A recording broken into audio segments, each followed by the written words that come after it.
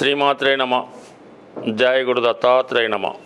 ఈ వీడియోలో మనం జూన్ 15వ తారీఖు నుంచి 21వ తారీఖు మధ్యలో జరగబోయే వారఫలాలు పరిశీలిద్దాం. ముందుగా మేషరాశి వారికి ఇంచుమించుగా మనకి ఈ వారం అంతా కూడా రాశి అందే శుక్రగ్రహ సంచారం. ఒక విధంగా వీళ్ళు ఎక్కువగా ఈ వారం అంతా కూడా ఏదైనా ఒక పుణ్య ఆధ్యాత్మిక కార్యక్రమంలో కానీ విహార వినోద కార్యక్రమంలో కానీ పాల్గొనడం జరుగుతుంటుంది. విద్యార్థులకి ఇది చాలా ఉత్సాహమైన సమయం. వారికి అనుకూలంగా నూతన వస్త్రాలు అయితేనే, గతంలో ఉన్నటువంటి మిత్రులను కలుసుకోవడం అయితేనే, ఏదో విధంగా ఆనందంగా హ్యాపీగా గడపడానికి ఈ వారం అంతా అటు విద్యార్థులకి స్త్రీలకి కూడా చాలా ఆనందదాయకంగా ఉంటుంది. ఏదో ఒక శుభకార్యంలో పాల్గొని నిత్యం ఆనందంగా సంతోషంగా ఉండడం జరుగుతూ ఉంటుంది.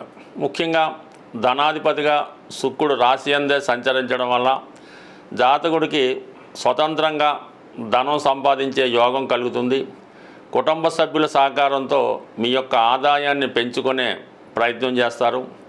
అలాగే కుటుంబంలో ఏదో ఒక శుభకార్యం కానీ ఆ కుటుంబ సభ్యుల కొరకు, వారి సంతోషం కొరకు, ఆనందం కొరకు ఏదైనా బహుమతులు, విలువైన వస్తువులు కొనడానికి కూడా ఇది ఎక్కువగా ఈ రాశి యందు ఉన్న శుక్రగ్రహం ఏదో విధంగా ఇప్పుడు షాపింగ్ చేయడం, ఈ మార్కెటింగు వీటిలోనే ఉండడం జరుగుతూ ఉంటుంది.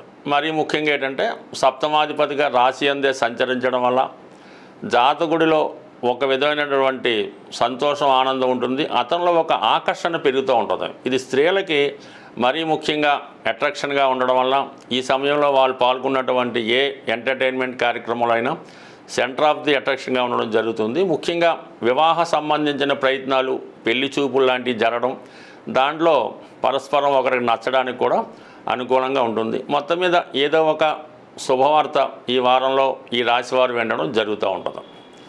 అలాగే వీళ్ళకి 3వ స్థానంలో గురుగ్రహ సంచారం సాధారణంగా 3, 7, 11 స్థానాలను యాక్టివేట్ చేయడం వల్ల ఎక్కువగా వివాహానికి అవకాశం ఉంది. అలాగే మీరు దేన్నైతే ఆశిస్తున్నారో, దేన్నైతే కోరుకుంటున్నారో ఆ ఫలితం చాలా వరకు ఈ వారంలో సక్సెస్ అవుతూ ఉంటుంది. అంటే 3వ స్థానం అన్నది ఏంటంటే ఎక్కువగా ప్రయాణాలు చేయడం, మార్కెటింగ్ చేయడం, బంధుమిత్రులను కలుసుకోవడం, అన్నదమ్ముల యొక్క యోగక్షేమాలు తెలుసుకోవడం, మిత్రులను కలుసుకోవడం, ఇవన్నీ కూడా ఉంటుంటాయి. తృతీయాధిపతిగా ఉన్నటువంటి తృతీయ స్థానంలో ఉన్నటువంటి ఈ 3 గ్రహాలు రవి, బుధ, గురు గ్రహాలు చాలా ఉత్సాహంగా మీ ప్రయత్నాలు ప్రారంభిస్తారు. ప్రారంభించిన మీ ప్రతి ప్రయత్నానికి అటు అధికారుల సహకారం ఉంటుంది, గురువుల సహకారం ఉంటుంది, దైవ సహకారం కూడా పెరగడం వల్ల ఉత్సాహంతో మీరు ముందుకు వెళ్ళడానికి ఈ గ్రహస్థితి అవకాశం ఉంది. అలాగే 9వ స్థానాన్ని వీక్షించడం వల్ల ఈ బుధుడు, గురువు ఎప్పుడైతే 9వ స్థానాన్ని వీక్షించాడో ఆధ్యాత్మిక కార్యక్రమాల్లో పాల్గొనడం జరుగుతుంటుంది. పెద్దవారైతే ఏదైనా దూర ప్రాంతంలో ఉన్నటువంటి పుణ్యక్షేత్రాన్ని దర్శించడం జరుగుతూ ఉంటుంది. ఇది ఎక్కువగా విదేశ విద్య నేర్చుకుందాం అనుకున్న వాళ్ళకి కానీ, లేదంటే దూర ప్రాంతంలో ఏదైనా పీజీ లాంటిది కానీ, ఏవైనా కొత్త కోర్సులు కానీ, లేదంటే ఈ ఆధ్యాత్మిక సంబంధించిన విషయాలు కానీ ఇటువంటి వాటిలో రీసెర్చ్ చేయడానికి కూడా ఈ గ్రహస్థితి అనుకూలంగా ఉంది. బట్ ఏదో ఒక దూర ప్రయాణం చేయడం, దూర ప్రాంతంలో ఉన్నటువంటి మిత్రులను కలుసుకోవడానికి కూడా ఈ గ్రహస్థితి చాలా వరకు అనుకూలించే అవకాశం ఉంది. అయితే రాష్ట్రాధిపతిగా ఉన్నటువంటి కుజుడు 5వ స్థాన సంచారంలో కేతువుతో కలిసి ఉండడం వల్ల ఎట్టి పరిస్థితుల్లో కూడా స్పెక్యులేషను, షేర్ మార్కెట్టు, జూదం వాటికి దూరంగా ఉండండి. పిల్లల విషయంలో జాగ్రత్తగా ఉండవలసి ఉంటుంది. పిల్లల విషయంలో కొంతవరకు అంటే వాళ్ళు ఏదైనా ఇబ్బందుల్లో పడటం కానీ, వాళ్ళ యొక్క చదువు, విద్యా సంబంధించిన విషయాల్లో సరైన నిర్ణయాలు తీసుకోలేకపోవడం కానీ జరుగుతూ ఉంటుంది. అందుకని పిల్లల విషయంలో ఒక దృష్టి పెట్టడం మంచిది. అలాగే ఎక్కువగా వ్యయ స్థానంలో శని, లాభస్థానంలో రాహు, ఆదాయం వచ్చినప్పుడు కూడా రాంగ్ ఇన్వెస్ట్మెంట్ చేయడం వల్ల చాలా వరకు నష్టపోవడం కూడా జరుగుతూ ఉంటుంది. కాబట్టి ఏదైనా రాశిలో శుభగ్రహం లాంటి శుక్రుడు ఉన్నప్పుడు సాధారణంగా జాతకుడికి మంచి అవకాశాలు ఏర్పడుతుంటాయి. సొసైటీలో మంచి నేమ్ ఉన్నటువంటి స్త్రీలతో కానీ, కళారంగంలో ఉన్నటువంటి సినిమా ఫీల్డ్లో ఉన్నటువంటి వారితో కానీ పరిచయం అవుతుంది. వారి సహకారంతో మీరు ఏదైనా కొత్త ప్రాజెక్ట్ నెలకొల్పడం కానీ, అలాగే ఈ సమయంలో మీరు ఎక్కువగా పబ్లిసిటీకి, అడ్వర్టైజ్మెంట్కి ఎక్కువగా ధనాన్ని కూడా ఖర్చు పెట్టడం జరుగుతూ ఉంటుంది. ఎస్పెషల్లీ మేషరాశి వారికి ప్రత్యేక పరిహారం ఏంటంటే ఈ రాశిలో శుక్రగ్రహ సంచారం వల్ల ఈ వారం అంతా మీరు లక్ష్మీ అమ్మవారి అనుగ్రహం కోసం ఏదైనా అమ్మవారి ఆలయంలో అమ్మవారి కుంకుమార్చన చేయించడం, లక్ష్మీ అష్టోత్తరం కానీ శ్రీ సూక్తం కానీ పారాయణ చేసుకోవడం మంచిది. అలాగే మీ యొక్క బంధువులు అంటే మీ అక్కగారికి కానీ మీ మదర్కి కానీ వారికి ఏదో విధంగా బహుమతి రూపంలో ఈ చీర, జాకెట్టు, సారీ లాంటివి పెట్టడం వల్ల వారి యొక్క ఆశీర్వాదం తీసుకోవడం వల్ల రాశిలో ఉన్నటువంటి శుక్రగ్రహం లక్ష్మీ అనుగ్రహంతో యాక్టివేట్ అవ్వడం వల్ల అసలు పెళ్లికి సంబంధించిన విషయాలు కానీ, ఆర్థిక సంబంధించిన విషయాలు కానీ, వైవాహిక జీవితంలో ఉన్నటువంటి సమస్యలు కానీ చాలా వరకు పరిహారం అయ్యే అవకాశం ఉంది. స్వస్తి. ఇప్పుడు ఉన్నటువంటి ఈ గ్రహస్థితి కోసం ఆర్థిక పరమైనటువంటి అభివృద్ధి కోసం అప్పులు, రుణాలు ఏవైనా ఉంటే అవి తీరడానికి ఒక చక్కని రెమెడీ మీకు ఈ వారం చెప్పడం జరుగుతూ ఉంటుంది. అన్ని రకాల ఆర్థిక సమస్యలకి, భార్యాభర్తల మధ్య ఉన్న విభేదాలకి, అన్నదమ్ముల మధ్య ఉన్న సమస్యలకి, రుణాలకి కూడా కుజుడు కారణమవుతూ ఉంటాడు.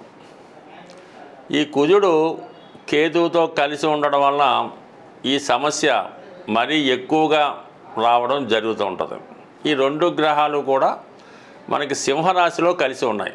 రవి యొక్క రాశిలో కలిసి ఉండడం వల్ల ఇప్పుడు మనం రవి గ్రహానికి పరిహారం చేయడం వల్ల మనకి ఇప్పుడు చెప్పినటువంటి సమస్యల నుండి విముక్తి లభించడం జరుగుతూ ఉంటుంది. దీనికి మీరు చేయవలసిందల్లా ఏంటంటే, ఇది చాలా పురాతన కాలంలో ఉన్నటువంటి రెమెడీ. ఇది నాడీ గ్రంథాల్లో ఉండడం జరుగుతుంది. ముందుగా మీరు ఒక ప్రమిదను తయారు చేయవలసి ఉంటుంది. అంటే ముందుగా మీరు ఒక మట్టి ప్రమిద ఒక పెద్ద సైజులో తీసుకోండి.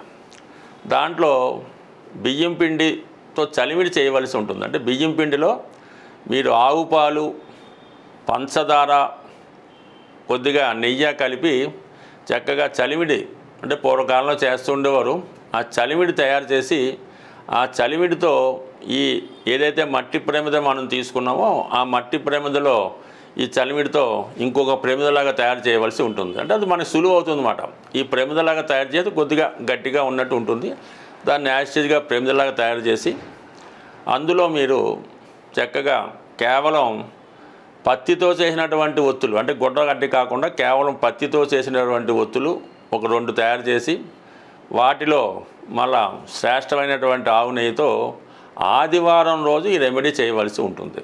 ఆదివారం రోజు తూర్పు దిక్కు వెలిగేలాగా, అది ఎక్కడ పెట్టినా పర్లేదు, ఒక శుభ్రమైనటువంటి ప్రశాంతమైనటువంటి చెట్లో పెట్టచ్చు.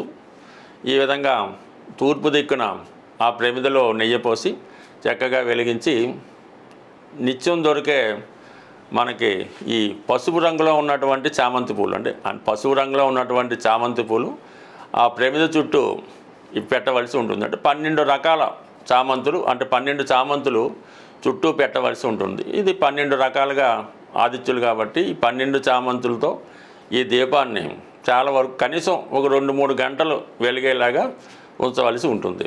అది ఆ దీపం ఆరిపోయిన తర్వాత సాయంకాలం చక్కగా ఈ దీపాన్ని మళ్ళీ అది ఆటోమేటిక్గా బయటకు వచ్చేస్తుంది. కాబట్టి ఈ చలిమిడితో చేసినటువంటి దీపాన్ని మీరు చీమలకు ఆహారంగా చీమలు ఉన్న చోట పెట్టచ్చు. లేనిచో ఆవుకి ఇది పెట్టడం లేదు. ఎందుకంటే మన నెయ్యి గట్ట అంత తయారు చేస్తాం కదా, చాలా బ్రహ్మాండంగా ఉంటుంది. మీరు కూడా ప్రసాదంగా తినాలంటే తినొచ్చు, తప్పులేదు. బట్ ఇది ఆవుకు పెట్టడం వల్ల మీకు ఉన్నటువంటి ఆర్థిక సమస్య ఏదైనా సరే బ్రహ్మాండంగా సాల్వ్ అవుతుంది. ఇది సాధారణంగా ఏదో ఒక వారం పెడితే ఏది కూడా పనిచేయదు.